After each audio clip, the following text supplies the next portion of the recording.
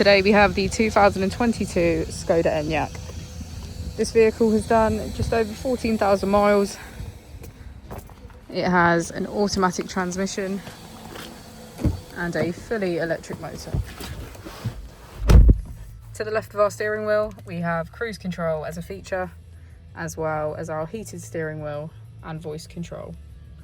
On the right, we have assist and automatic headlights. Moving on to our screen, we can access navigation, radio and media, smart link, charging and smartphone integration. If we put the vehicle into reverse, we can see that it comes with a parking camera with front and rear parking sensors. If we press here, we can access our climate control with heated seats on either side. As we go into the back of the vehicle, we can see that all of our seats have a black leather trim.